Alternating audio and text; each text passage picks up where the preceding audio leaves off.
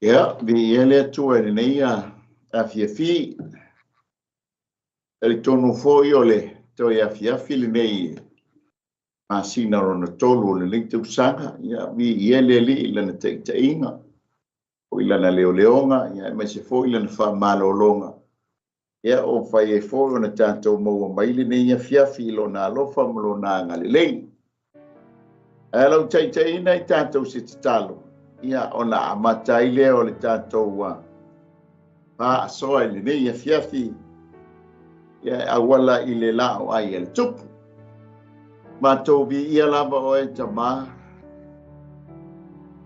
ma to fa ia lo wolofa mana wanga le lei a mata foi ona o fitia le nei tu o langi o misa sa ma to sa mali mai mala malama o ata fa alia ia o lo soi fo pe o e lo ma to tua o le tua o le pule ao o le tua o fo foanga e momoli atuai lo matu wanganga tumo i whaafitai. Whaafitai lo walofa, whaafitai lo wanga lelei, whaafitai lau soasoani, whaafitai lau puipuinga, e o mātou mawai le nei a fiafi, o le toi a fiafi, o le masina lona tolu le nei tausanga. E o atawa ia le atua i lo whamaoni e le o mwhaiao na mabai o mātou tangata. Mātou te whale tonu ai lungo le ala, a oe a o le atua, o le alofa muti o vale o loa lofa, ia maloa lofa wha pale, e u fitia e pe i mātou e wha fo ia te oe le bienga. Sao ni lau auna le atua e wha soa, ia ona o le mātou por kalame, o le mātou au nanga i lungo ngalu pia wale ea, Global Kingdom TV channel i lana por kalame o le lao ai ele tupu pala au lau whaunga i me whai ngā wenga tili lau whaunga i whalongo o lau whanau le ale taimi la tau te maua ai le nei por kalame awa nei mabai lea whaunga te ma ia tō mau ia te oe le viinga ma tō mau au whamunianga o Yesu amene ma amene ia ia lea tue le nei e fiafi Aftai lo na lo fam lo na ngale ia o fai foi o na tato maua maile toi afiafia le nei masina lo na tolu ia o le bi inga le fa foi i le tua amen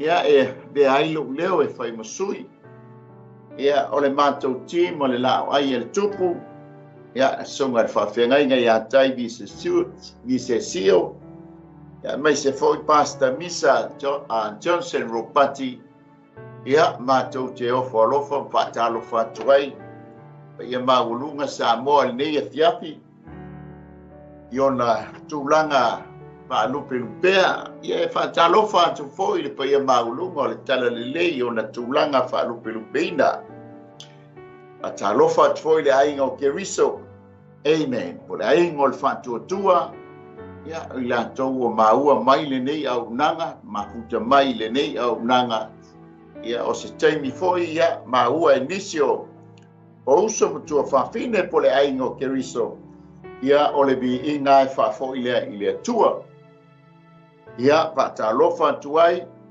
ta moa ia ai mai se foi nei o matou au whawhiangainga ia mo la to fritua le loa o le kalesia i ona tulanga falu ia fatalo fatu foi ile nei fiat ma lor so i fua ba lor langi mama fatalo fatu foi i tato sponsors ia ai mai se foi le tato CEO ia wale insinia ino le tato por kalame ia ole vi inga tu maule ia te ia ole por kalame ale la ai el tupu ia e pei ona whasolo atua ia fiafi o aso mafua ia e mai se fo ia a fiafi o aso lulu ia e pei ona au na mai ai le sunga le whawhengai ngai a taivi se sio ia ma le sunga ia pasta Misa Johnson Ropati mai au kilani ia awa lava le mātou au nanga ia ilunga o le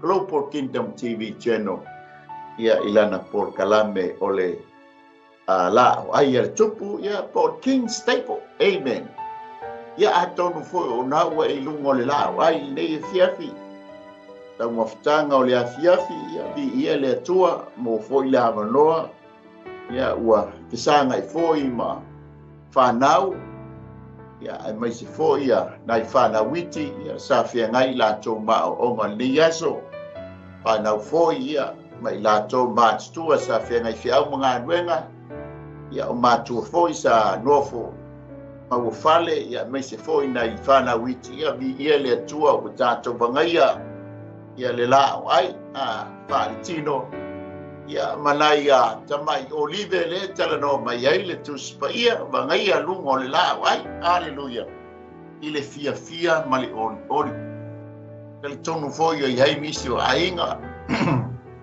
bangaia le loi mata malingi ia ono le malanga le maliu mo le oti ia vel por kalame moni atuai se fa mafana fananga ia pe ia na tātou loa mo le tau sila fia sa moa pauale o le awala tātou te uia e mwhai ei o na tātou whailoa i malo watua mo le tātou watua ma tātou o ese ai le nei o langa le tū mau ia e tātou mafu tātou le ola e whaavavau ia o sa mia ma tāpenaina i le atua mo oe moa amen pe e fōina o na longo puia li pēr le mpaia ma le māwalunga ma le mamalo se o tātou atuno o no le fina ngalo le tātou atua awane i o tātou whano ai a tātou maua le ola e whaamavau pa i a tāpenaina ma sa mia mo i tātou ia e vi iai le atua o le tātou tuspaitau ia o lo whasolo le tala i nofua i ngā tupu e pei o na iai nei por kalami o lao ai al tupu o le tātou tuspaitau la nei a fiafi o le lua nofua i ngā tupu i lona mata upu e spuru ma le fitu e fia whao ngā ina la le mata upu atoa a lau whaitau watu ia na nei whai upu le mua o i leono ia e whai ma tātou tusi whaitau amen ele mata upu le lua nofua i ngā tupu lona mata upu e spuru fitu ia a le whai upu mua i o le whai upu e ono ona soloa i ane leo Iosefatu ona atali e whai matupu ua whaamalusia e whai matupu o i ua whaamalusia o ia e ia e te atu ia Israel o ia tōwhia fo i au ia ai umo yuta o nofo olo amen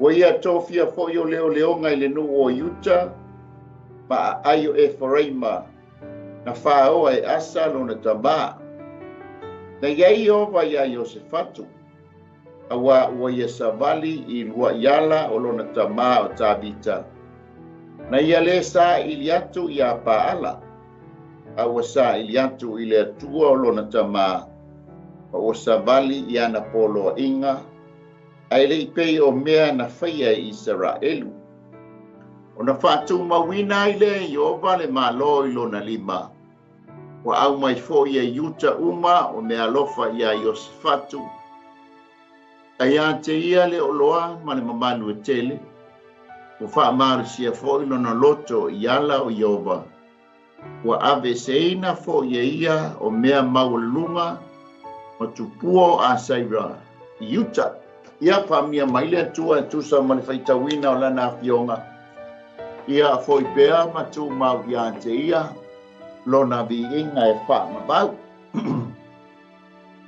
ai mata i le utala i mata upu le spulu ma le fitu le lua le nofua inga mata upu e spulu ma le fitu ia olo ia i le utala i le mata upu le wha upu ina o mea le leina whaia i Iosefatu malona manuia tele o mea le leina whaia i Iosefatu ia malona manuia tele e mawhaia foi la ona e aveseina Iosefatu e tu ia i lo suafa ia malo ungoa ia te ila ona whaupuina whapea o mea lele ina whaia e ulale ia malona manuia tele kai foi ona tu ye lo suafa o mea lele na faia sebe ya malona manuia tele.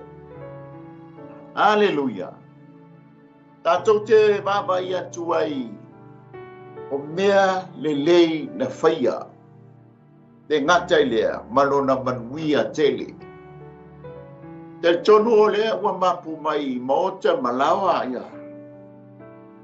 Te before isa whenga iai whanau i te ngata ia o onga o ngā luenga. Ia o tulanga sa tātou iai le malamalama. Sa tātou whai ai me lelei. Ele ngata i ngā luenga sa whenga iai. Ia awalo whenga iai ma pule. Ia pule ina tātou tono ngā luenga. Ia ai mai se foio nei a tātou whanau ia o onga. Amen. Tā lātou whaia ngā luenga lelei ele ngata i mea onga sa whenga iai le nei aso. Ia a o mei tonu a o onga sa whenga iai po whale a onga sa whenga iai. E tātou te whafta iai le atua e le o whape o muta mangata ngā luenga lelei o lo e whaia ma tātou whaia. A wāse lelei o oe o lo ainga ma lau whanau whape fo i mātou. O le tātou ngā luenga tausi ma le tātou ngā luenga whaile i le aso ma le aso. Amen. O le tātou whaia o ngā luenga lelei. Amen. A wai muli mai. E mawai tātou le manuia tele. I whapena foi o na whaia le tātou ngā luenga o le ungai o whanau. Ia o onga. E o maifo taimi o lātou wa o onga. Ia wa tūlai mai i tūlanga wha manieina. Le ngā taila na maue ainga manuia i tele. Ia o tonu o nuu, ia o tonu e kālesia, amen. E manuia ai fo i ole tamā, manuia le tina, manuia le tātou ainga antoa. Ia o mea lelei sa tāpena ina ma sa unia, e le ngata o tātou whanau whengai maa o onga. Ia au oe le tamā, oe le tina, sa whengai fi au mga luenga. E le ngata fo i le ngā luenga lelei tele, ana e tātou mātua, ia o le poa, le whala ma tapua ia, ma tatalo i le atua, ina ia anga le leia i tātou a o whenga iai i tātou i au mga luenga o le aso ma le aso, o le inga le whapo i le atua, amen. Le o tātou o mai le mata upu le sifuru marfitu o le lua le no whainga. Ia peisa whasoa mai ai, tonga i whawhengai ngā le nāwa i aso i le aso lulu. I le mata au po sifuru ma le ono. Ia o le teimi o le unga o le nofua i ngā asa. Ma nei ai o le amatanga o le nofua i ngā asa. Ai sa iai ia le vaenga sa le mawhai e asa o na abesea. Amen. Tā toa file mo foila na nofua i ngā. Tasi leo tupu e umi tausanga lana nofo inga e whasu maritas. Amen. Ona ole anga o lana au o nanga sa whai mele le iai i le atua. E ngata fo i lea sa amai e le atua ia le. Pea ma le tolu se furu tausanga o le file mu. Ta whapena o na toa file mu waila na nofo inga. E mataulia foi e tofi le mulo mea uma. Ia na tātou sa hauni lea. I ni tofonga ma ni whao songa. Ia e whapena o na tofo ai lau. A lau whātua mo le tātou talitonunga i lea tua. Amen. Ia o le tofo la lea. Na se ai le tangata wa abe i aila na whātuanga. Ai tuu le tua sa tau na abi ia lona whātua tuanga ma lona whāmoemoenga. Amen. Lea la nei uifola no fo inga. Nei uina mai. Pia e lua tausanga na ta oto ili tupu i lona mai. E iwa ina maliu. Le laua maliu ia asa. Ia ai tula i mai loa le sio na tali o Yosifatu. Ia e whai matupo Yuta. Amen. Mataunia. O le wa bailuaina le malo o i tu ainga sifulu ia ta ua o le ainga o Israelu a o i tu ainga i lua ia e taua o le ainga o Utah, le ala wa lala mai ai ma se ei mai ai le tamo Iosefatu, ia e whai matupu o le ainga o Israelu. Amen. O le mata upu le skul fitu, le wa tātou wa paasoa i le fiafi o le mata upu e skulu walu o le lua nofua i ngā tupu e skulu fitu, lua nofua i ngā tupu e skulu walu, lua nofua i ngā tupu e skulu iwa, o le lua se fulu, ia ma le lua se fulu ma le tasi e whaangata mai whai upu mua mua. O tusi ia e tusa ma le nofua inga, ia ale tupu le o Utah e ngoi a Iosefatu. Aleluia. O le winga o le upu po le ngoa o Iosefatu, o Iova le whaamsino. E ngā tailea ia po o le whaamasino, e whaamasino le atua. O Iova le whaamasino, e whaamasino le atua, ia po o le whaamasinonga a le atua. O le winga lea o le suafa o Iosefatu, o Iova le whaamasino. Lona winga ta umai a te oema, o le atua, o le atua whaamasino. O le atua, e iaia na whaamasinonga. Amen. Wa tātou malama fo ilantus pa ia, mai le kenese e tau le whaaliga, o le atua, o le whaamasino tonu.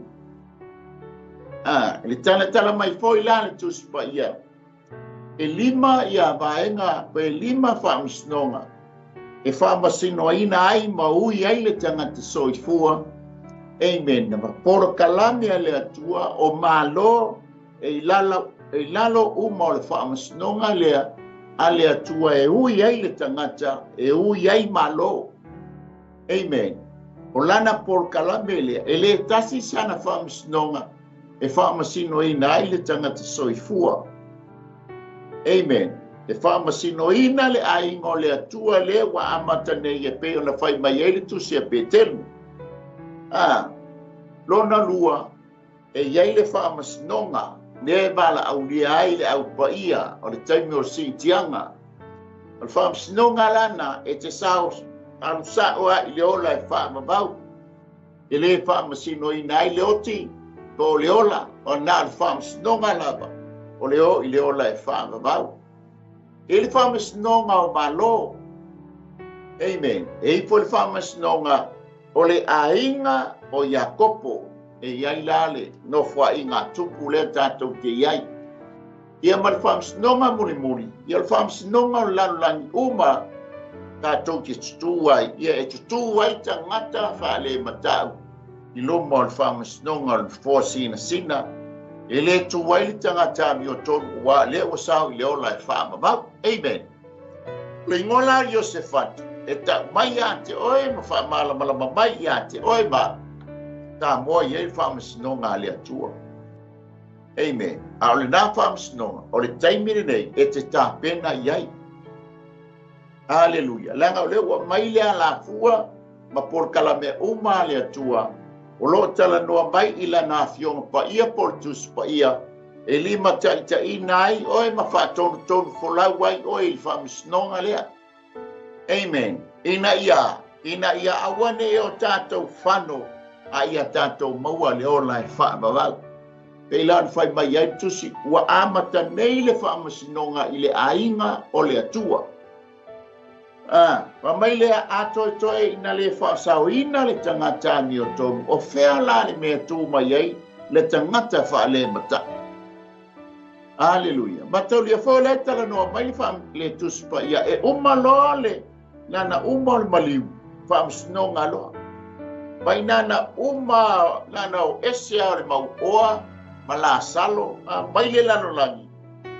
E mai fonga, ua tā le whaamsinonga le atua. O lesi e ola i whaamabau, o le mau oa. Watangi mai tonu o seon, o le unga nā whaamsinonga.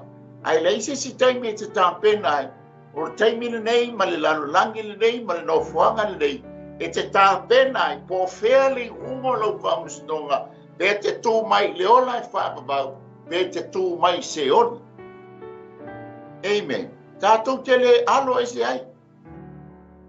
E leini shortcut po i pe leia tūlo, ta mā tūlo tina i atiau.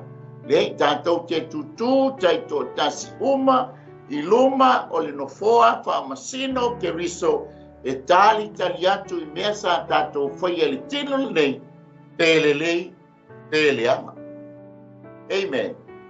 Ia a lauma ia lale whaamasinonga i te alu i se ori, ia malia lo loto. Nga o lewa le tā lai a matauria o le taimile nei tātou te iai, o lo tātou iai, i le alofa tu noa Yesu Keriso. Po le taimi o le tamai mā moe na fasia. Tala noa ia Yesu Keriso. A iei la le taimi umai le alofa tu noa o le atua. O na emo e folo leo le ata. Tātou wa ai atu lo le i le vainga. Wa le toe. Le peila o le taimi nei la e fautua Yesu Keriso i lumo le tama. E pei o se lo ia. O oe moa. E umar taime lo ia ai Yesu Keriso i o le fautua le taime nei. Ai wa sa whai mai loa le leona o ritu ai ngo yuta. O ia o le whamasino. Amen. Le ala pena iai le winga o le suafa ia po le ingoa o le tupu o yuta o Iosefatu. Amen. O Iosefatu o ia o le tupu lona whaa. I le fale o yuta, ia po le tu ainga o yuta. Na soli muni vai mai i tūlanga au, tūlanga vai o siona tama o asa. Wa asa tasi le o tupu le whaitawina o tupu o le nofua inga, po le ainga o yuta o se tupu le lei. O le afo ilae, soli muni vai ai ia Iosefatu. O le lona lua le o tupu, o le whaitawina o mo me o tupu le lei. O le nofua inga yuta, o le ainga o yuta. O ia po o nofua inga fo i o le whanau a tābita, po le nofua inga a tābita. Amen. O le tama o tābita, so o mai lea maasa, ia mai o se fatu. Ai ona o le tūlanga, o le ainga o yuta, taimi le ua mai lua, le alaina ta ua Iosefatu, o i o le tupulo na lua, is a good king. I le ainga o yuta, polinofua inga yuta. Amen. Wa mai lea, o le tos fululima tausanga, o le soifua o Iosefatu, na se ei o ia i le nofua inga Davita, ai o le 25 tausanga, na o le 25 tausanga o lana nofua inga. E 25 tausanga loa e maliu asa lon tama, ai se ei mai lo Iosefatu e fai matupu o yuta, o le ainga o yuta.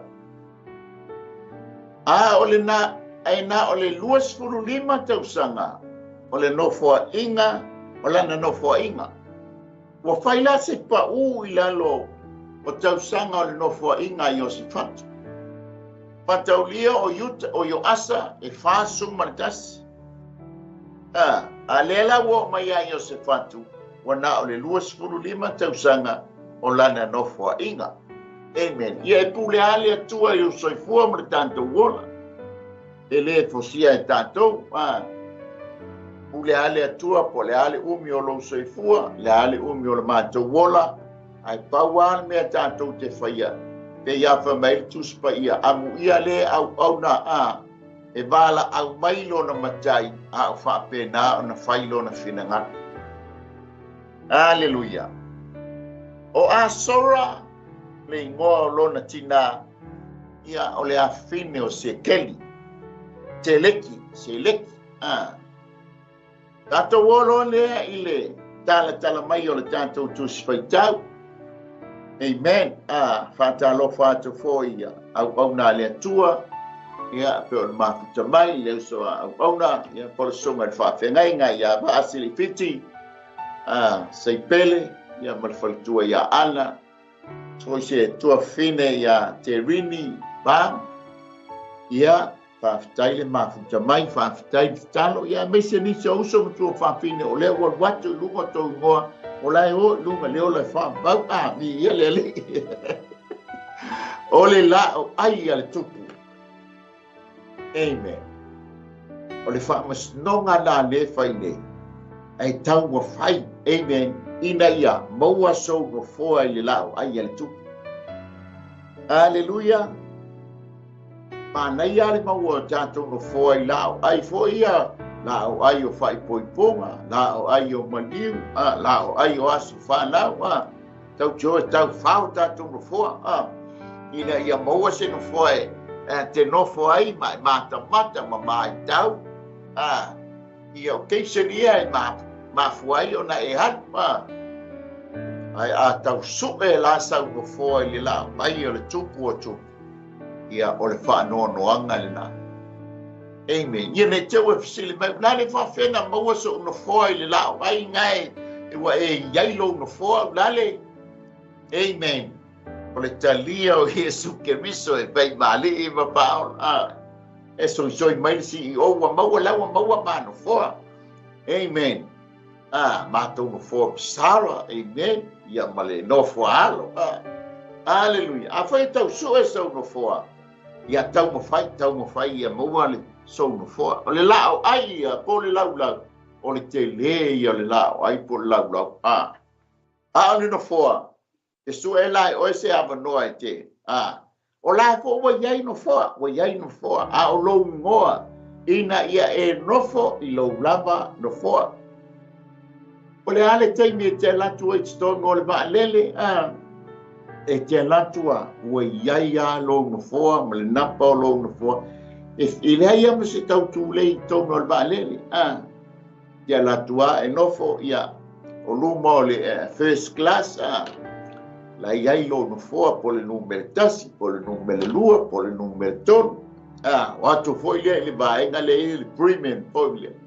Ia o la foa iai lou no foa. Ina i oso lola i tua l'economy.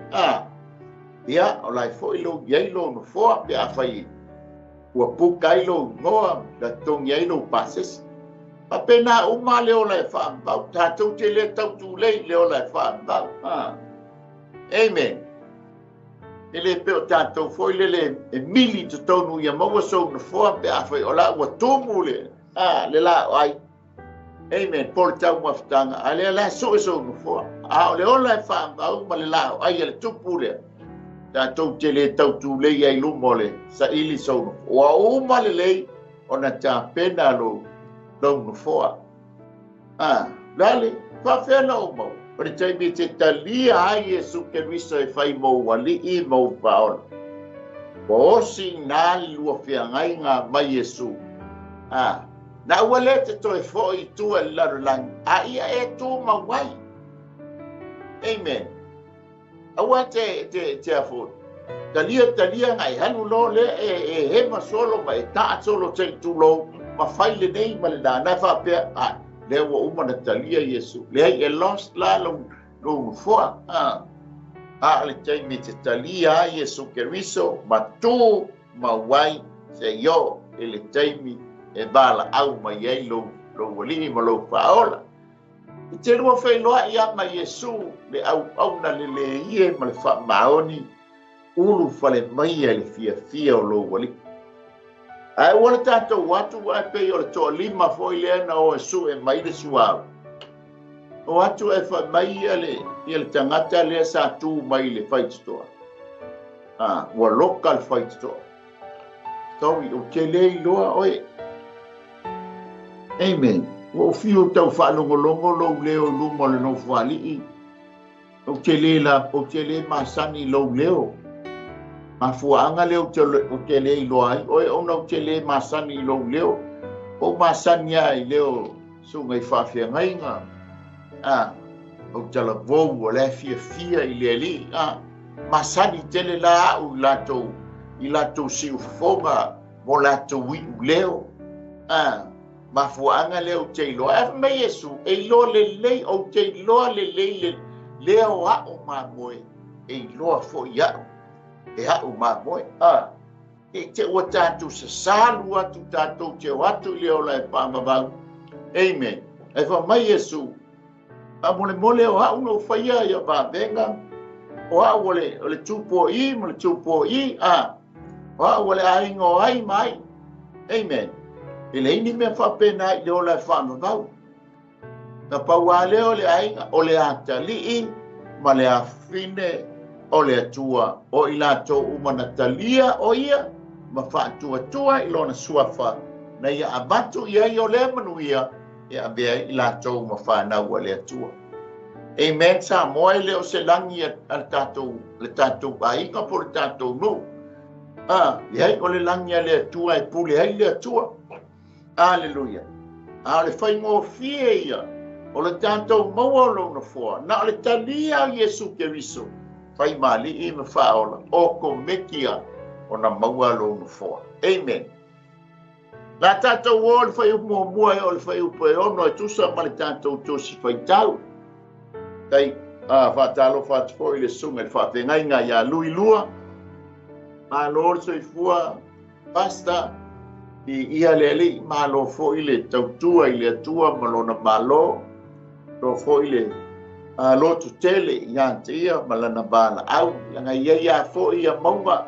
Tātou te a ea, tātou te I fo manu fo ia ono lai fo I tau ma whai mai le fili lana pito la au. Ia e toso ese I tātou ma wha manianga. Ia ua saunia I le atua. Ia ua lama le tātou au nanga mo ia malona malo I ia le li. O le vaenga la lea whai mo moe o le whai upo e ono e wha upo ina wha pea. O le wha atu wina.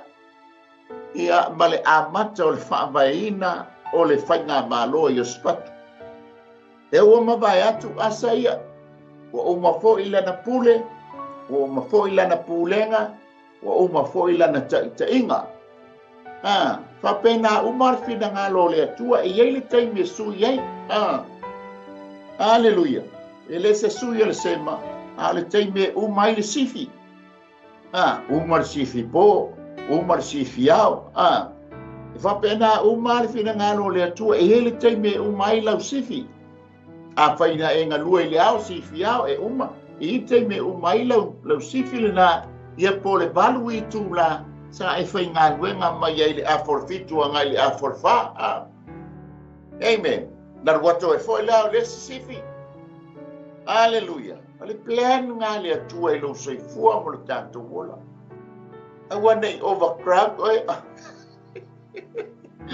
I want to press. I want to la ngol tasi leo mai leo o mai ma fa ngai le fili le vai time nei. O le atu vale mare po le vale. Wa po le ai o tato ma fo fau mo tato loto e fa tupu mai. Pa tupu ngase lo soifua mo le tato wola. Amen. Ai mata lai le vai nga le fai mo o le fai upo e ono. Ia fa puina fa pe o le fatu wina. Ia ma le fa vai no le malo yo se fatu. Awa le o maliu sione tama. Le la wa tu lai mai o se fatu. O ia la o fai mataita. Amen. Dus fai nga malo a watu loe nate ba yatu I mea sa fale tonu. Ia nga tango le o ia ese. Ia e ta pena sana fo bula masana plan e lima taʻitaʻina ai lana nofo inga. Amen. O le vaenga mua la whamai ua ia whaamalosia o ia e te atu ia Israel. O le taua muli a asalu malon tamā ma le tupu o Israel. Lenga tupu ai le whaarabelabe. Ua le whaalango asa ia Iova. Ua whaalango I le tupu o Suria. Vaila na tātou mata atu le vai tau le nei tātou vai atu. Le mea o tupu I tono Israel le vai tau le nei. O le mālole o Israel. O le mālole o Suria. E masani na va tau ma Israel. Taimi o nofo inga tupu. Ia la o mai ali taimi nei o le afo I whaasanga tau mai Asuria. Amen. Ai tātou mata mata. Iei foi lau kerisiano, lai tono suria. O lai ua a mata o na whaapolonga ina. Ona o le mau ia Yesu Keriso. Ona o tangata ua whaakerisiano ina. Amen. Ai tātou mata mata atu foi la i le tūlai mai o Hamas. Amen. O no uia o no tua o ia sa whengai matupu. Hallelujah. Pei ona iei le tupu o Tāvita.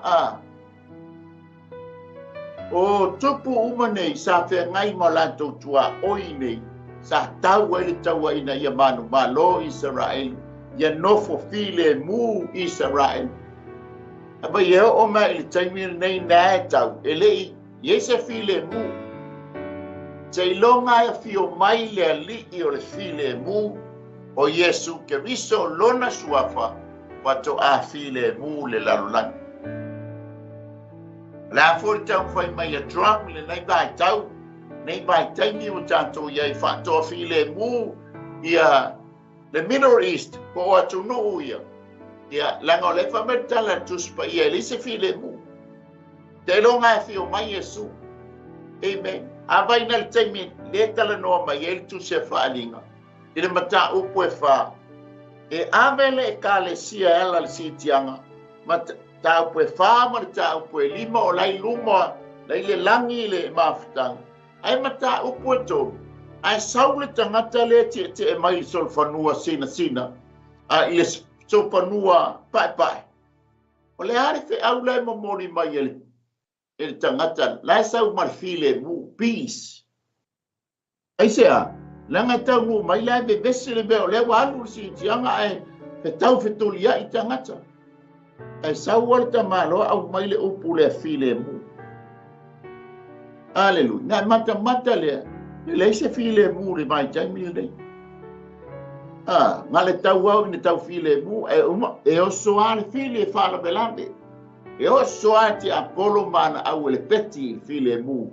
Langa se longa tu vai Yesu Keriso I lungo le maungo olive faile whaamsnonga o na tātou ulu fale lo lea I le awhe tausanga no whatupu ma Keriso I le millenniuma o le taimi o le file mu. Hallelujah.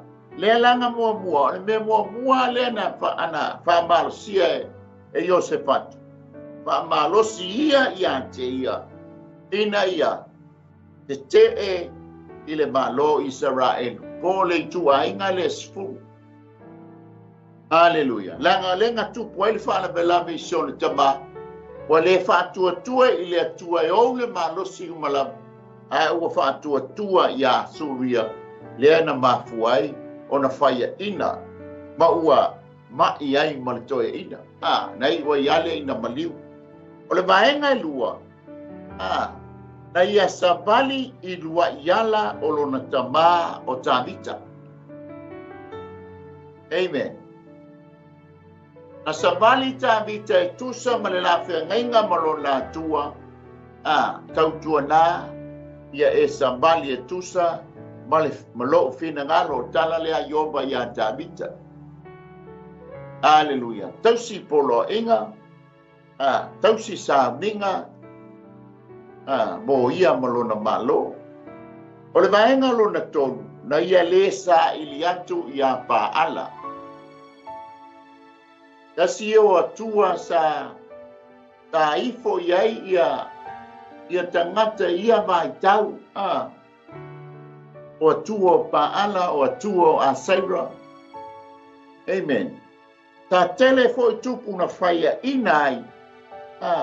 Ona wa ma losi o na lato sa ili ia tua tua paala ma tua o asaira.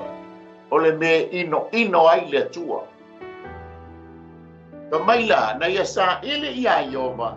Aile sa ili ia paala. O le vaenga lo na wha. Ua sa ili atu ili atua. O lona tama. Pa ua sa bali iana polo a ima. Wa mi o atua le tupu. Ai sea. Lena mo loa le leile amatanga e manai ale amata i le atua before na fasoa atua na leila i le manai o ia i le maluta e au fa le nganga e winga i faitoa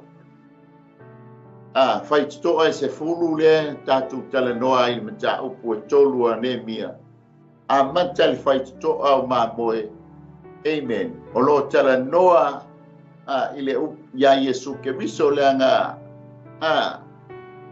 o le winga le o le faito o mamoe ai fai o le faito o mefe kota ia tala noa i whaamasnonga ale atua e peilao na iei le winga o le ngoa Iosifatu amen pa mai na ia sambali i poloa inga alona tama o lona lima o le whaatu o le whaambaina o le nofo inga Iosifatu le te maua le whai mua o le whai upoe ono na whaatu mawina pa mailea o ilona lima ele isabali e pei o mea na whaia Israel na ngō tupu uma o Israel o tupu ifo i tupua e ifo ia paala e ifo ia a Saira e tia i le atua o Israel Mataulia le amatanga ina ua tūlai maita tangata le o Jeripo amo. Ona ia whaia lea o tupua i lungo o mea maua lulunga. E o iai tangata Israel ue ifo iai ma whaamu wai mea manongi ia tua nei o tua o Paala ma tua o Asera. Ia laifa mai ele i whaia e tupo Israel se mele le i lumo yo. O lona ono, pa mai na whaatuwina, o le mafuanga lea, na whaatuwina i e Yova le malo i lona lima. Wa i le lima, ma whaatuwina i le ao i o whatu lona malo, amen. Wa i na whaatuwina, whaatu e Yova le malo i lona lima. Lima o pole ao i o whatu. E se le manai o se ainga e whaatua i Ova, whaatua i Jesu Keriso, e whaambae o lea ainga, o lea tamā, o lea tina, o lea whanau, o lea taitai o tātou malo, e whaatanga lea tua na te whaatuina, se whaambae le lei, se whaambae mautu, se amatanga le lei, se amatanga mautu, e le mawhaifo i la e whanau o na alo e se ai, ona na manai ana pa mai le fa mai fatu mawina e Jehova le malo ia se fatu lunga o lona lima lona fitu wa ia au maia foi e yuta uma o mea lofa ia Iosifatu aleluia foi mea lofa uma ia yuta uma mai se Peniamina i le tupu i le lantou tupu Lona valu, ta ia te ia le oloa pa le mamalu ua tele. Aisea, la ngolena amata ia Yehova le nofo inga Iosifatu. Ba na ia le nofo inga asana na amata ia Yehova, ai whaai uan, wha le tonu lona whaai unga. E ma na ia le amata le lei, whaai u le lei. Ai le manuia le mea o le amata le lei. Ai o ifo ina ua maliu. Tau sua se whaifi au. E whaia le lotu. Ai sea, o le anga le whaai uma. Ai manaia. E manaia fo i le a fo le amata wha le tomu pe wha le lei. Ai le lei la lona whaai wina. Hallelujah. E peila o le amata no fo inga Iosifatu. Amata ya Yehova. Hallelujah. Lela ua whai o loa ma ia iuta. Ma walato wa ia le o loa ma le mamalu ya tele ya Iosifatu. Lona iwa. Wa wha maru sia foi lona loto. E ala ya Yehova. Pa tu lona malo. Pa malosi lona loto. Ono wa. sa amata lana nofo inga ya Yehova. Amen. Ia ona taua ia si ainga o lo fio ai Yesu ma mata li tama li tina li whanau mata ia Yehova le aso pahi ufo ia Yehova le aso mata ia Yesu li talo ma pala au le li ia na whamanianga ila na leo leonga malana pui pui o mai fo o mai mota malawa ma wa mapu mai ainga na wenga sa fenga ya fai u ile tua le aso ya la se bi inga mas fa tai ta po inga ya te fa fo ya Yehova le tua spa tai mas fa manu ya olana ta inga malana pui pui ngali ne yaso awala ia nganga pa ia amen olona se foru pa mai wa ave seina fo ia o mea mawalunga matupu o a saira e yuta o le baenga lea ele i mawhai o na ave seina e asa tele i o mea uma sa maneia amen ai paua leo le mea sa le i ave seina i lona tama o fata whaita ulanga o me whaamu ai mea monongi sa whai ai lunga tumu maunga, mea maua le lunga. Alepa mai ailana talas, ai asa ato toa le loto o asa ya Yehova. Ai la tele i ave seina i melea. Au le melea e fua ai le atua. Ai sea, langa sa whai le li leo Yerepo amo i tu ainga se furu. Na ia whai le tu langa lea, e o ifo ia ainga uma se fulo Israel e o lunga i mea mau lunga na whaia ia mo fata whai taulanga e o si ai le taulanga ma whaamu ai le mea monongi ai ese le atua o le aba i le atua a Saira na le wha mai ai le atua ia mose i oile e soto e tol sul whawhai pasuma ton ato wo o le inu uia e tele atua Defa mai a ia o tau sofa ia a lato fata whaita ranga. Ia noti pala i o lato tupua. Bababae i lalo a lato tupua o a Saira. Amen. O le mele na toa tā mai ai lea tua i le tu ainga le se polu. Leanga sa whai le tangata leo repoa mo le mele anga lea. Ina ia tāwhia ai tu ainga se polu. Awane i o i lalo Yerusalema. E tā pua iai i le atua lango lai ai i Yerusalema le manuman. A lea lai whaafitai ia Iosefatu. Na ia ave e seina le melea e le i mawhai ai lon tamao asa na ave seina. Hallelujah. Ai loa iei ni bea o wha le tonu le ainga. Ai iei po o lo iei ni tupua o lo e tau ave ina ata maa matina. Tele tupua, ngai whaia lea, ma lau tupua e sili ma ia te oi, ele whaia pe e hoti, Amen. O tupua mena. A lea lai wha mai lea tua, ade ese tupua nga. Ele ngata na e mai ai, a ele fia Yesu ia. Praise the Lord. Mabe ai ngai anu. Ile nei, pale a pitanga lefa mai e petel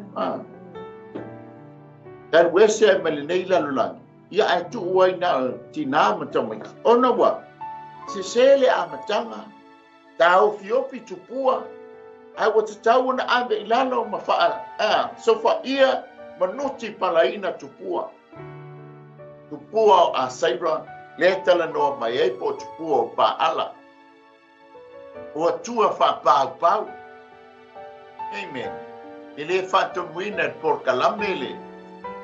Le tofa sa moa. Au le tala no mai le tala tuspa ia.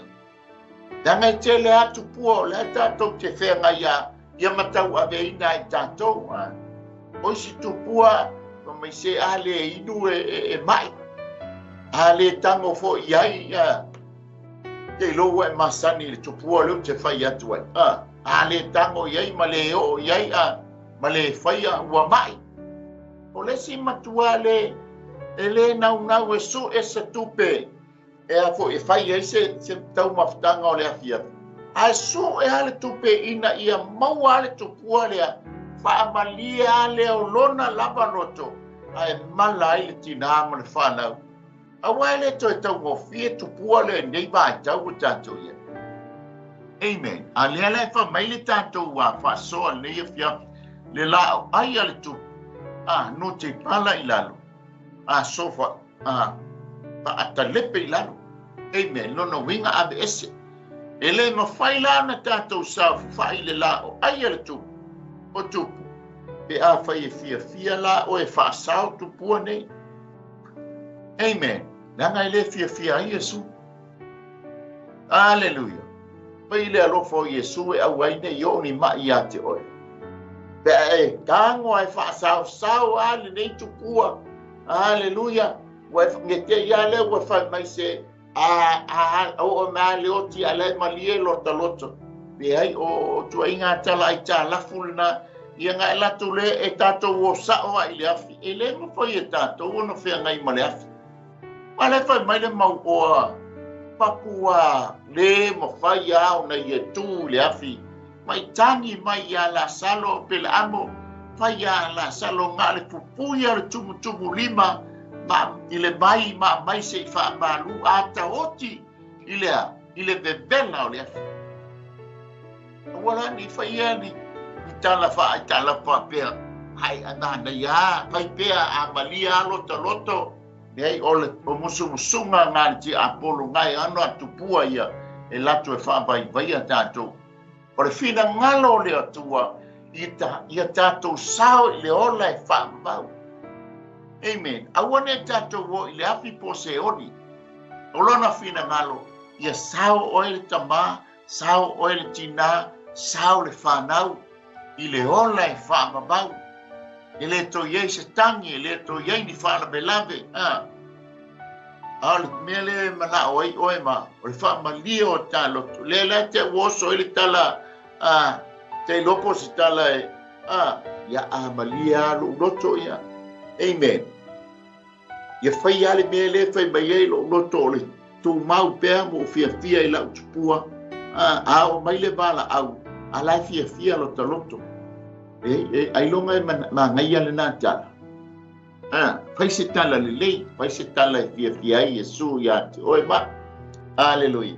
Fai se tala, tātou te sawa i leo le whaamba. Pai le mana ia le au unanga a matanga o nofo inga Iosfatu, a mata i le atua. Tupua umana tāo fia i lota ma. Aleluia. Baba aila na lea na iu anga ave ese lona tama. Ea ia ino ia Yehova. Ei loa le maua ni mai ia. Aleluia. O le manua te whaasau. Pei o le pese a suli beta. Ia pei fo le tala mai a le whaata oto. O le manu foilea. Nā te toi aina i tāu. Ie foi manatu Pāla o tātou loa, o tonu ia te i tātou. O ala ia, o lona i uma, e whanoai o e whanoai. O le ala ia Yehova, Yesu Keriso o i o le ala, o i o le upu moni ma le ola. O le ala moni le tātou ke sāwa bani ai. Ina ia mawhai ai o na tātou sāwa whai. I le lao ai ale tupu o tupu. Ia po le lao ai a Yesu Keriso. E peo na ia ili tātou whasoa ili nei a fiafti. Aleluia. Pa mai lea ua auna i lātou i le tupu. Ai ese i lātou na tō fia e le tupu. I a aino fo olo i uta uma. Aleluia. Le ua mānaia le whātula nganga mai Iosefatu le amatanga lana no fo inga a mata ia Yehova a me ese ia tupua e le fia ia Yehova ia ai fa lao ia le no fo inga ma me uma a wala na no fo inga Tanto wol fai upo e fito e ol fai upo iwa. O lo whatulanga mai ai ia, whatulanga ina i o se whatu o me o semina. E whatu a whai nei semina i nei vai tau a. Semina i tonu o ngā luenga. Semina i tonu o kalesia. Semina i lea pūlenga, ma lea pūlenga. O lea mata ngā luenga, ma lea mata ngā luenga. Amen. E ai ba ai le no fo ai ngā tupu le whatulanga mai e tamaloa o Iosef whatu mea ta o semina. Alleluia. Ai mai lea, o le whaiupu, e sila whaiupu e fitu e o le whaiupu e iwa. O le tolu tau sanga le no fo ai ngā Iosef whatu. Na ia mua i tō fia i loa lea mo mea o au. O semina ia. E o e au au le tūla whono Iova ia Utah. Ne ia tō fia lea o Penialia, o Opeteia, o Sakaria, o Natanielu, ma me kaio. E o e au upo le tūla whono i a ai o Utah. Ma i le mānei o le tata. Te ngata na whātūlanga lana no fua inga a mata i a Iova po le atua. Ba i atu i tūlanga i le fia i a Iova o lo i totono Utah o na ave ese leo tupua o a Saira. No ti pala ina i lalo tupua o a Saira. Ai wanaoi na le sa ili i a Iova le atua o Israel. Awane i aise atua e wha alua fesasi ai ma faufaunga o tangata o Utah. Amen. Ai atasi le focus o tangata ma faufau o Utah na o Iova le atua o Israel. Ta pena ai, ta pena le tama le lei, ta pena le ta le lei, ta pena le tupu le lei. Amen. Por kalame ma faatulanga, tulanga le lei tonu le malo e lima ta ina ai lana pulenga. Tela wo mai le vaenga lo na lua o lana pulenga po lana faatonu folau wa awina lo ma wa e oia o le upu po le tula fono Iova e toe fangu le tulanga faatapo inga le nuku ya Iova le atua le ubaba ai mai i mea maua le runga le wanuti lalo tupua nei le la watasi le mafau tangata o Utah wana o is Iova le atua la tau te au na matapua iai matali tonu wai ia Iova le atua uma na tofia ia o na tofia foi leo mo me o tau salimi o se maia o neta naia o se patia o Asaelu o neta naia o se patia Asaelu o Semiramota o Yonatana Atonia o Topaia ia matopa Atonia tos fulu lua le leisa le vi. Amen. Lono winga tau mai a te tātou. Mataulia o le ua tufa ia ai o Utah ma ai o Peniamina ele ngata ia o ia to lima kasi lua tolu fa lima ia a sa le vi. Amen. Lona lua, lona tolu ia do fia mo faitaulanga tamo Elisama ma tamo Yorama ia o faitaulanga ia. Hallelujah. Wa mai sa la to wo e o i la to i tosi o le tula fono Iova i ai uma o Utah. Amen. Ma nei o le amatanga Iosefatu le mea na tau fiofi mai e lona tama o mea maulunga sa fau ai tupua pai ai fata fai taulanga e osi taulanga ai le nu ma meo o fa mu ai mea manongi na mua age lano. Amen. Ana tati fai tau watu fo ili fai mua na fatu ma wina le ayo Ephraima ai ia na manu malo ai asa mataulia ai e wharai mai o le tuo le to se furu a lea lana whātu mawina e o se whatu a ai ia na manu malo ai lo na tamaa. Amen. E ala wa tō fia ia wao, tō fia sarbi, tō fia whaitaulanga. Ma le aim e o ma le upu po le tūla fono, tusi o le tūla fono, ia po le upu a Iova, po le upu le atua, e o e a wao, i whea i uta, a ai uma uta, ma ai o peni a mena. Ma nei a tele le taita, ma nei a tupu, Kua, a matai i mea whaale a nganga, a matai li mea o lo fina ngalo i ai lo lato watua o Iova, ina ia tausi sauninga a Iova. Tausi polo inga a Iova. Langa mele lefa ma yeile atua e fua ile atua, o le iai o sesi atua e whaanua ina o ia. Papuanga le fua ile atua. Langa le sesi atua e tau ona bae lua iai le loto le Israel. Ia tasi alo na atua o Iova o au. E whaafitai le tupo Iosfatu. Ma ave i lailo mea ia. Amen. Lea la ua olo, lea na whai mua lana ngā nuenga. Amen. Whai le leila na ngā nuenga. Ole ta ili ia Iova. Ave i lailo tupua, ona awina lo leo le au whai ngā nuenga. E o e whasoa le upu. Te mawai mo meo home groups lepa i vai taimile nei.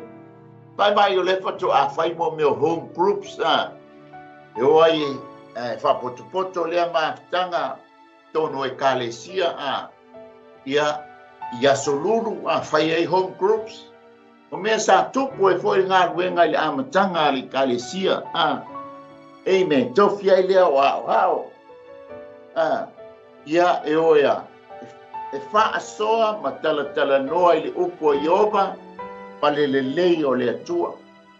E va, le whatoa whai nei mai tau, e moro tātou fwoi mai taimi. E lenga a mata le tamalo i o se whatu. Hallelujah. Lenga te semina, tufa, le au whai ngā luenga, e oea, hawa tusi o le tūla whono. Ina ia whamanatu pea ia isa i tu aingo yuta ma tu aingo Peniamina le lato matafa yoi le lato responsibility mana tua le tapua inga ia Iova tabali e tusa ma sauninga ma tausi sauninga o Iova. Amen. Tato mamai lo le mai ngalona tolu tato te mata el fai upasfulu e ol fai upasfulu maliba. Amen. Pai na ua umo na whaatatia na porkalabe uma. Peo na fai mai eile fai upo e mua e ol fai upo e ono. Ta ili ia Iova. Ona tuwina le Iova. Whaatuwina le malo o Iosfatu ilona lima. Aleluia. O whaatupuina le mamalu o Iosefatu mai a Iova. Wa mai le tamau ainga mai no uma o yuta ya Iosefatu. Ona wa sao le tangata na amata ai lana nofo inga.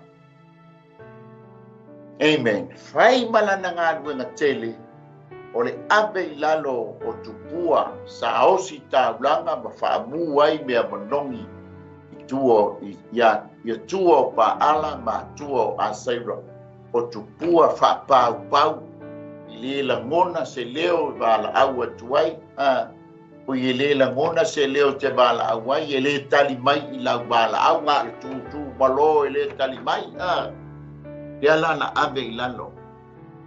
Dona lua ta pena le upo le atua e mong.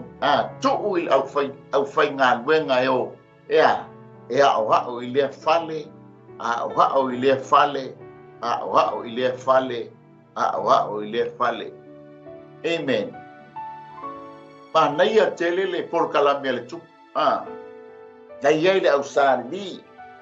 Dai le au faita blanga. Dai le au wa. No fo ia faitu langa fatupu ona tiuche fatupu. A le le au fainga wenga. E tu u le si vaenga me tau fale nganga o la tau lea na bala awina na tofia le tua o la tau lea pito la au la tau te ahoea. E ao me tu la fono i lea ai ma lea fale. Tau le whatalia le taime whai ai tāpua inga. Tau le whatali taime o tau sanga e o mai ai le ta māma le atali i le malu. E leo mai tinai no fo tinai la tu fale ana o ta mama le atali o mai I taimi o sa o tausaminga o le paseka, tausaminga o waifua, tausaminga o le areto le whawheteina. Uma atu le nā so mai ma le tausaminga o le Pentekoso, ia por tausaminga o vai aso sapati. Uma atu le nā so mai le masina o lo fitu, tausaminga o le ingapu, tausaminga o le whapaiaina, po le whamaina, ma le tausaminga o le whawhia o mai aina ta mama tali, ai no nofo tina, ma le whanau teine. Ai ma nei ar por kalame Iosefatu, lewa, wa leo mai tangata I Ierusalema le manu, a le o ma le upo le atua ia, e whaalo, e tufo I tonu o lea ainga, a wa o tonu o lea fale, ma lea ainga, ina ia ta pena ai le ainga. Patulanga le lei, mai tau le lei o tato ia. Pa nei a tele le tai ia Iosefatu. Ia o se o nga foi ma se wha manatu ia I tato, tai, dei ia le au whainga nuenga, ia o a wai o mai ia o nga tuspa ia, amen. Tufa iai, pasoa iai, o e whai home groups I lea fale. Amen. Pa poto le nā ainga, awane ia me fo nā pa poto I va ia tu fo le tai o pole whaiwhia. Wau mai le tō lau tele, wau fo I whātūri. Le ai, e leo le nganga le nā e whai ei home groups. Ai o le whaamalo sia, o to tonu, o le ainga o le atua, a o la I sa minga, yaso le vai sapati. Wo mai fatasi tono le kalesia. Wo mai e to mo le fa le nganga. Langa sa o wina I o le upo le atua. Amen. Ma fuanga foi le fa ia isi tai la to foi por kalam. Fa ia o matuspa ia ale o asululu ia olo ia foi Australia. Amen. Fai fono stalo. Pai mastang stalo, pai a o tuspa ia o lo ia au fai ngā wenga, ye fo ia o ye fo tia kono wa fa a penga ina I upo le atua, e fa o ngā ina ai o la tūtūta. E a fai fo le maua se avanoa, ia la ia o ngā tuspa ia, haftai, o te whaftai a uia I le nei mai tau a tātou iai, mai se a fo I le tātou fo I tu mai, Aftai au nā le atua o so foi sa lato au mai ai to tonu o atu nuu nei wa tātou iai mai se New Zealand ma Australia mo a onga tuspa ia. Wa ile an wai I ya onga tuspa ia iai ta funa le mesa sa u iai. Hallelujah. Ta le maua se nātai me o fai mai ai nei atu nuu nei a onga tuspa ia. Na tau sa bali lea ma o tu wainga. Ai o I no fuanga o lo fai ai lea o nga tuspa ia I tu tuila. Nga te foi lea I o a nga tuspa ia I Sawai. E mai se ali tātou tu. Lea nga o le manua ia ta sia le lato headquarters po le lato ofisa tutstou e o umai o I manua. Ale nga te foi I le metutisi e o umai o I piula. A le rotu Pentekoso ia whawhitai au ia I au auna uso na lato au maya au matuspa ia tunu nei o tato ye ia leo maua foi le mano e fa nga ina ile olanga ia o ina ile upu tonu a unga tuspa ia au taita ia na tahalu taita yo tutuila ile au tuspa ia le Assemblies of God tutuila tafuna ia ono le fia au le antamai awale upu le tua e fa nga ina i mo ia malona malo. O lena ta pena le to ino Iosefatu, aleluia, le au fai ngā wenga, tasia o lea tusi o le tula pono, e a o awina, e lea ainga, ma lea ainga o saita, ia po le ainga o Peniamina, a walea le o langa, fa lea nganga, o le fa naua lea tua po le fa naua yuta. Amen. Tato o mai le vaenga lea lona tonu ile te mata il fai upo sfulu anga il fai upo sfulu ma le iwa. Alleluia. O le taimi o le nofua inga Iosefatu ile file mu ma le tamau a inga. Baba aile maneia ile amata ia Iova. Amata ile atua. Ame ese tupua. O lo fai mafala be lave au aina i lua masta. Ia tasi le atua e tā wa iai tu aingo yuta ma tu aingo Peniamina. Ai ave ese tupuo a paala, ave ese tupuo a saira e fala be lave ai leanga i fua ai le atua o Israelu. Amen. Te ala wo mai fai upa sfulu, fai upa suma le iwo ta upu le sfulu ma le fitu. Amen. Pa mai o le taimi o le nofua inga Iosefatu le amatanga lona nofua inga sa iai le file e mu ma le tamau a inga. Mua sa iai le matau ia Iova i malo uma o nuu. Ua bangaia ia yuta. Pa vai o le faile faasemina a le tupu iana i lea ainga ma lea ainga. Aleluia. Amen. La foi sa ili le tupu ia Iova le atua o Israel. E fa tupu ina ai le atua le matau inu tua oi. Amen. Te loe fa feao o le atua fa ea o le atua e asao le amtanga. Ave ese tupua e fa le belave ai ma fa so e sa ai. Le tato wola fa le nganga i le atua malona malo. Alia fa mai sa iai le matau ia Iova. Matau Iova i malonu uma sa bangaia ia yuta o le melea wa lato le si iai le taua ia Iosefatu. Ia leli. Ta pena pa mua sa ili mua ia Iova. Te tato mua sa ili le amiotonu a Iova o na fao popo ina lea i Iova ia i tato o mea umalama tato te mana na oai. Ia mua sa ili a Iova malana amiotonu. Ona fao popo ina lea e ia te i tato o mea uma tato te mana na oai. Pai lenga sa ili ia Iova. Aleluia. Ta pena se minai le ainga. Aya, ai ave ai bomboli le nganga le matau. Iona no tua oi. Ma fa to a file muai. Pe vai se longa e sau Iova fa to a mo le file mu le loto le tangata. Mau le no le file mu i malo. O le ale tau mo fai ngā tangata li mai tau le nei e wha. Pai se file mui le lalulani. Pa mai tala tuspa ia le se file mu. Te longa e fio mai Iova. Te longa e fio mai e suke viso. Lea o Iova lea na fio i. Musu ina lea i malo, ma lea malo. Le na bangaia Israel i tu ainga o yuta Peniamina. Po le tofo inga Iosefatu ua. Wa ave iai le mata. Ta.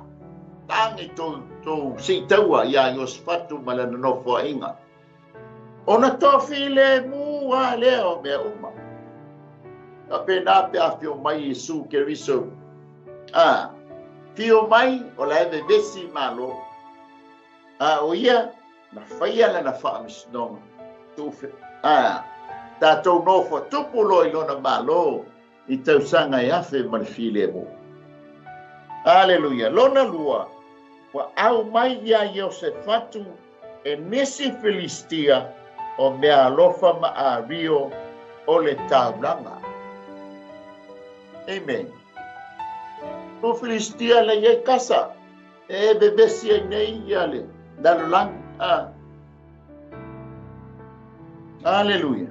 O kasa ia o le nuo Filistia le sa welcome o koriata Ale la fa mai o no ia e fai Israelu mo lato fili ale wa lato o mai o mea lofa o a rio e fai ma lato ta langa ya Iosefatu mai o le tua o Israel tangata a rapi da lato mai mo me o lafu lono wingol o le pogi fitu wafe ma le fitu se lau o pogi o yo ia o fitu afe fitu lau o mo me o mamo poa tangata arapi longa winga la be haisu lia nu arapi uma ia ele sio manga o Isara o Benjamina ma mayuta lenga mai fitu se lau fitu afe fitu se lau o me o mamo poa Fitu wafe fitu se lau ia mo mea oti poa. Lewa mai tangata a rapi e ame o ia Iosefatu. Aleluia. Malana no fua inga. A ua toa file mu mea uma. Ona wa yaile matau ino uine. Aleluia. Praise the Lord. Le ale tau fai ngā fibi. A fai o oi o tangata o lo iai le atua a matai o ngā tonu Yesu I lo ainga mo le tātou ainga o ia o le alii o le file mu. A muia se ainga e fio ai Yesu o le ainga fo I le to o file mu. Le hafo I waile e le misiale ainga ma le bebesi. Ale nā bebesi e mau ai se file mu matua file mu le lei.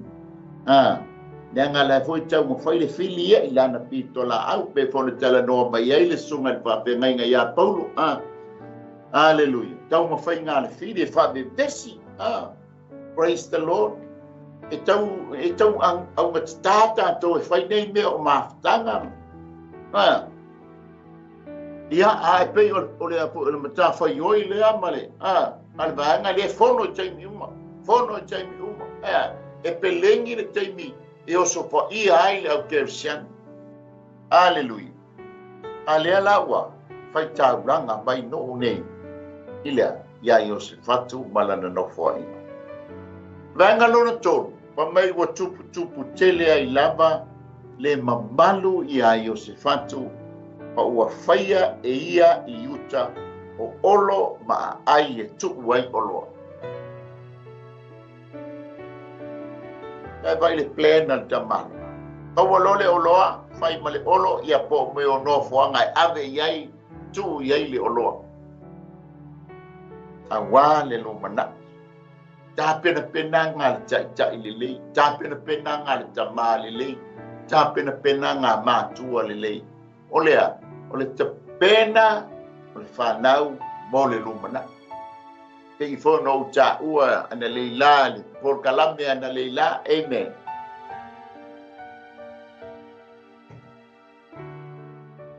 faile fala velave ai ho te mi tanto te o ia ia ma se mena tanto ta penaina awal fa na ule fa mu alu tanto malo si le fala velave ma le fala velave asu e atu le tanto bank e ai ama se mea na tāpenaina e tā ua mātua mo le whanau le whaamuri. e whaftai a Iosefatu ina ua tele le oloa. Na ia tāpena whale, tuu iai le oloa a wale lo manai o le whai ngā malo. Wha sa Yerusalema fo i le autau toa malolosi. Ngā nuenga le a asa sa whai, i ngā ua whai atu ia le tangata o le atua ia asa. Amen. Ia na amata mai ai o i la lona tamā. O reo poamo. O kema mai ai reo poamo kau fasi o i se kema o ngā ua e whai atu e whai titi le tauranga e tanu wha mamafa le tauranga whai le sto ino e alwe hao ma le tauranga e tau ai e Israel woti ai sola mai loa. Tau lo lea tau esela na mesa whai tau su ele au tau. Vai lea tuai i le whai tauranga. Alwe i le tangata ma ai po le tangata perfect. Alwe whai a reo poamo le mea lena vai lua ina i o le mea mai atia. Ngau si ta i la reo poamo ta pena lo leo le au tau. Ta pena le au tau iuta, ta pena le au tau a Beniamina. Lea foi la e o mai a Iosefatu. Fa mai sa Yerusalema foi le au tau ma toa malolosi. Ta pena mai e la tu au ngata ma a wala tu langa lea. Amen. Lea foi la o mai a Iosefatu. Olo fatu ma wina lea. Te pena o le au tau a wal fili. Puinga ma le saunga le mu o le nuo yuta Beniamina. Pa pena foi lau ta pena nga ma le tatu tamu. Ta pena. O le toa malos. Dei o le tala ale angelu. O foi le ngol fam sino. E la tu le sata seito le mele tauna sa saito. Aleluia. E fatu o le toa malos ia toa malos ile se le mele sa saile seito. O ngolo fefe malo pala ai ka mo kitiona malanga sele no fuanga sa sai seito ia ono le pala ai ia fai o le to malos ia la na ieva mai o toa malolosi wa i Yerusalema le ai e tu wai le suafa o Ioba o ta pena penanga ma fa tu langa le lei le tupo Iosefatu po le lo manai o le lu. Amen. Lona lima o ainga o la tama o e pulei au tau e taito a afe o saita. E ngā taitoa i o toa nei, i o taitai au o taito afe. Aleluia. Ta penanga a wā le puipuinga ma le saunga le mu o le nuu, o le atua, o le ainga o Yuta, ma le ainga o Beniamina. Pa mai lea, o atana o le ali isili ia, o ia te ia, le tonu se lau wafe o toa malolosi. Tonu se lau wafe toa malolosi. A tato fika la ile population o Samoa le taimile nei. Na le luas furu wafe pea, le luas e la wafe, ai le mawai le tonu se la wafe o toa malolosi. Aleluia. Le wa ta pena. E ta pena toa ma le tutaua. O le puipuinga o le nu. Ai whaafitai o le sau, o le file mu, o le ta pena. Asa na tele i ta pena ina. Taimina toa file mu, na nofo file mu aila na tapua inga. Lea mafuanga lea nana osofa ia mai ai le tu ainga se furu. Ai oso i suria, ma le mama lunga i suria ngalu i aila na so, aksi ai mo se so soan. Ai tu Iova la ia te ia le manu o le tua e fio ai le tua. Amen. O atana o le alisilia wa ia te ia le tolu se la wafe o toa malolosi. Lona fitu o Yohanana o le alisili wa ia te ia le lua se lau valus furuafe o tangata. Tongo winga o lai tala noa I tangata tau. Valu o amasia o le atali o se kari o le ua ofo fua mai. E tui na atu o ia Iova vai wa iai matangata ua ofo fua le latou au o nanga. Amen. Ofo mai le latou loto. Ua malie o latou loto e ofo mai o latou tangata. Le lai ei tangata le amasia. Manao mia ni amasia I tono o maftanga. Manao mia ni amasia I tono o kalesia. Amen. Manao mia ni amasia I tono o tatou maftanga ma tatou tapua inga. Amen. Tatou I kalesia ma whai ngā malo. E ofo fua mai e tuina mai o ia I Iova. Pa mai lea, ua ia te ia foi o lesi lua se lau wafe o toa manaros. Amen. Mana o e whaifua le service, langa I totongi I tangata e o I le taua. E iei o la totongi e tapena na amata mai teimi o saulo o Davita. Hallelujah. A whai mau e a fo ia piki lo wantali a vea ma fita taua Israel. Ia e iei lo na totongi. A le o fafua mai le au o nanga tamalo a masia. Hallelujah. Ia le li whaftai a masia. O fafua ele I o fafua I le whaifi au ko se tai ko se ai na o fafua lo na soifua ia Iova. Mai lea au mai a te au o te taitaina le si lua se la wafe o toa malolosi. Hallelujah. Lona iwa ole sa penia mina o le tamo Eliata. Le la watuno I mai le sa penia mina. Ole o Eliata lo nei ngoa whamai o le toa malosi. Wa ia te ia foi tangata e lua se la wafe. Wa iai au whana matalita. Kamala ia e no nofo mau whana. Amen. Po ia malatou talita. Ia e falling o tama mua ine o iluma. E mua iluma le taua. Me au supa ia. Tama ia o matalita. Malatou au whana po Amen. Awalia. Le pui ngā lama o le sanga le mu. Pui ngā o le sa o tonga. Tangata Yutam Penyamina. Ia male ai o Yerusalema. Hallelujah. Vaenga lo se fulu. O mai o Yoasapa.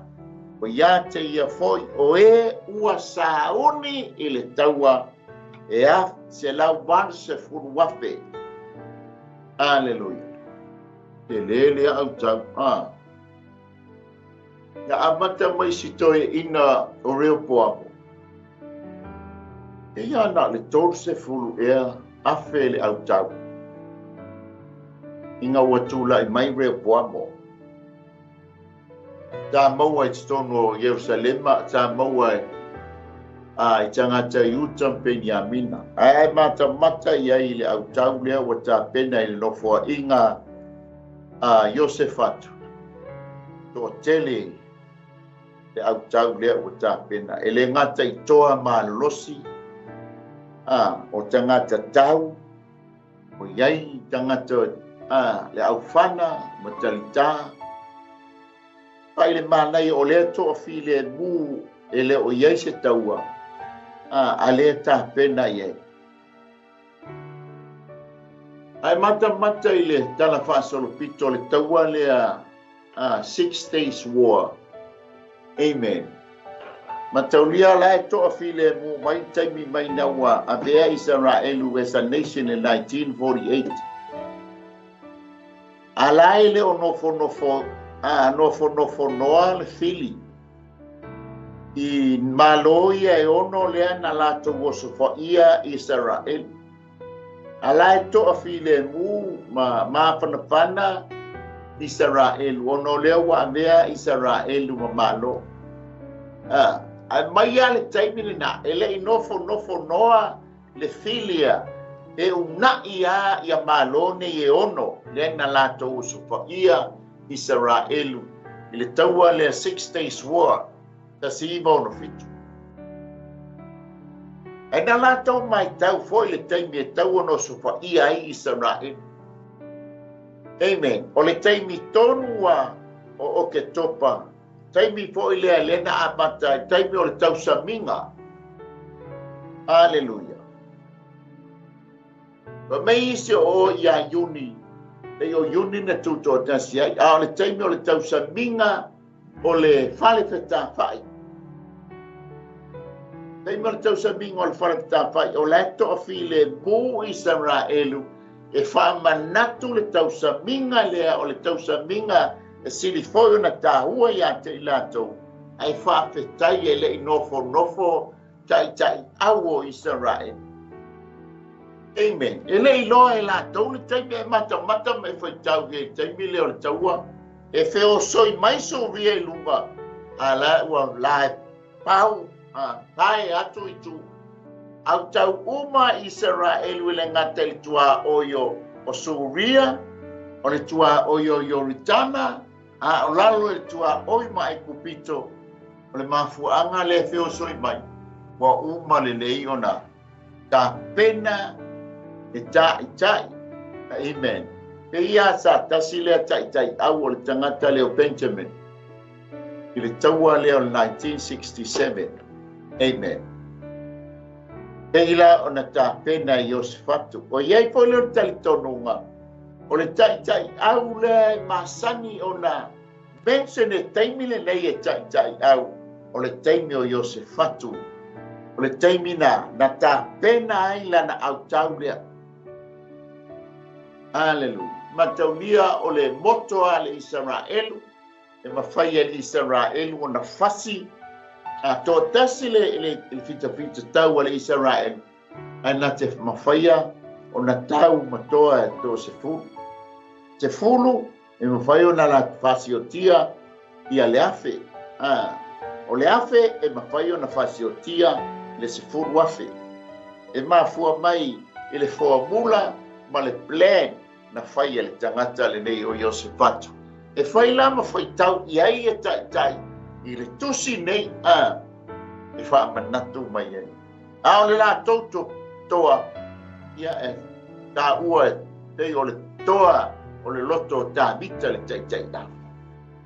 Hallelujah. Lea la, pa mai lea. O le ta penanga lea Iosefatu na a mata ai lana nofo inga. Na a mata i a Iova ta pena me ta tau ona na ia sa ili ia Iova ave ese tupua pa ala ma tupua a Sarah noti lalo me sa hosi taulanga ai ma faamu ai me manongi mea mawalunga ta pena ma se mina a wina le au fai ngā ruenga e o le tu la fono i lea ainga ma lea ainga. Hallelujah.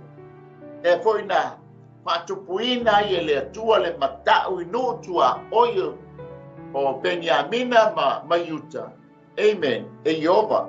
Aya, se tofi le bu le amatanga o le nofua inga Iosefatu. Ona wa sao le atua na amata mea i le nofua inga Iosefatu.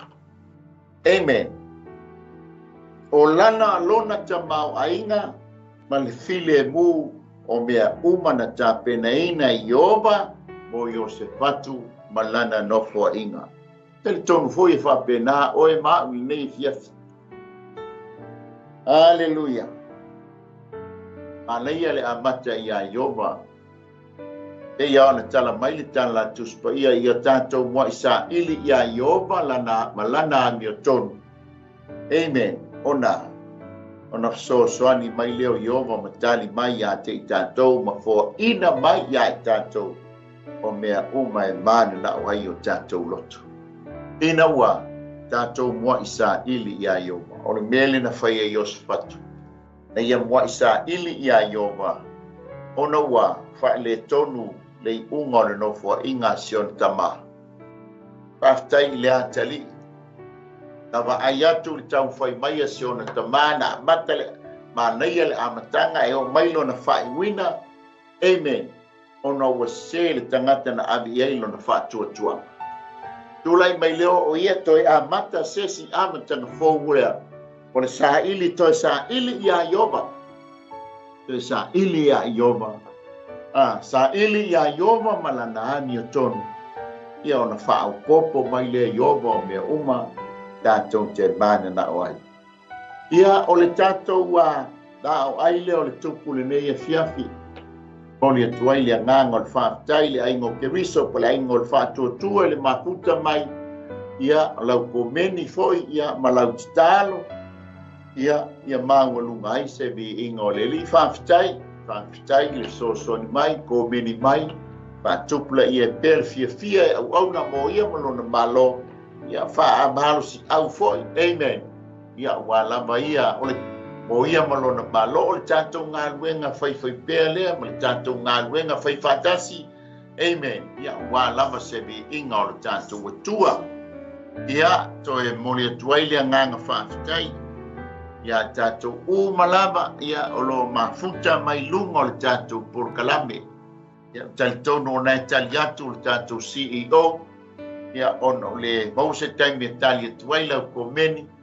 Ia o tali atu le tātou CEO e tusa, ia malau komeni le nei e fiaki, ia tufa pe sia fo le tātou tāupu, ia po le tātou whasoa, ia po le tātou lao, ai al tupu, ina ia maua lunga, se vi inga o le atua, maua se nganga e whao leina, manu maloina, wha malo sia lau whatua tua, o ia malona malo, toi whaatai atu, whaatai atu fo i le tāpua inga nei o matua, fa le nganga sunga le fa pengainga ya mai ya oka ma le petua ya no fo ya mai se fo ina yo matua malolo malo ya le malila ya fa tele ai le wotalo ma le wotapo inga di ele li fa ngalo ina fo ya le se ya soalo ya ma la to fo ta la fo ya la to fo i tubai ya ile Carpenter's House, Assemblies of God, Samoan Assemblies of God, Stokes Valley, ya whaafitai tāpua inga whaafitai talo. Toi whaafitai atu tātou sponsors, a lo lava li tō pito la. Au ia le talo lava le sa tātou CEO por sunga le whaafengainga ia Kureta, ma le whalitua ia Sara, ia matua whaamungia atu, ia tua ia pisinisi, ia o lo tō ngapati ai, ia awale tau tuaina o si o tātou watunu, ia ai mai se foile nei au nanga.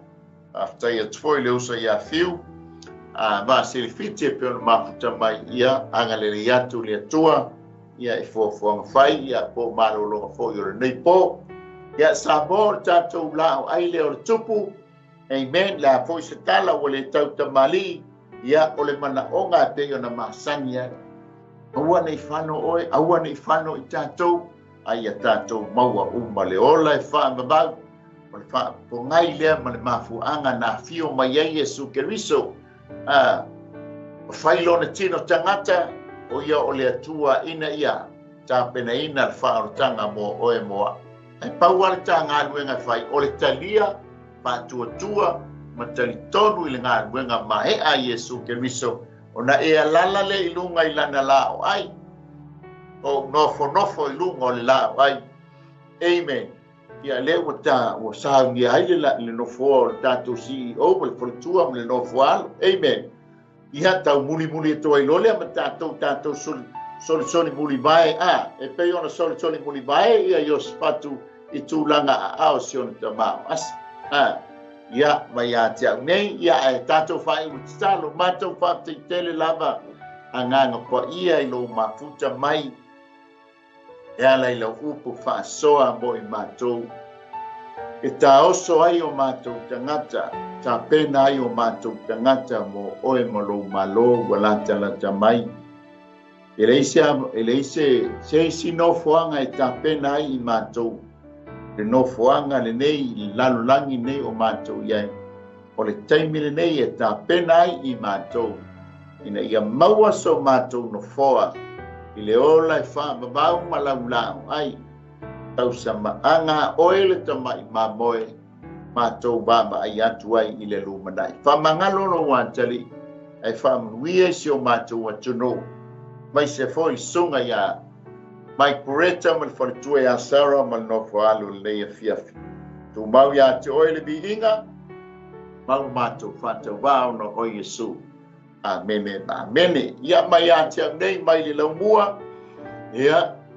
Ahua tu te peita pua ia fiwa lesi pe a tala no mai tamiti o li lau mua.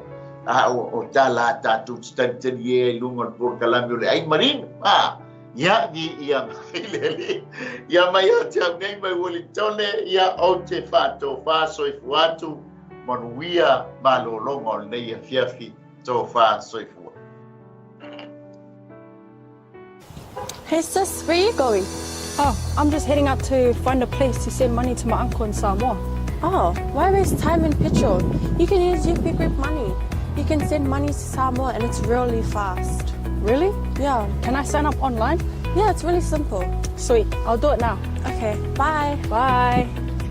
Sending money to your loved ones in Samoa has never been easier with the UP Group Money Transfer. Our service allows you to transfer money quickly and securely from the comfort of your home or anywhere in New Zealand. Your family and friends can conveniently pick up the money from over 40 villages across the Polu and Tawai. No matter where they are, we've got you covered. Our user-friendly online platform makes sending money a breeze. Just visit www.upgroupmoney.com. Sign up and start sending money in minutes. We're here to help. If you have any questions or need assistance with signing up or sending money, please don't hesitate to contact our friendly support team at 09558 2896 or 0800 877 328, or visit us in the office at 6/22 Station Road, Otahuhu, Auckland 1062. Experience the ease and reliability of UP Group Money Transfer today. Your family and friends in Samoa are just a few clicks away from receiving your support. Visit www.upgroupmoney.com now to get started.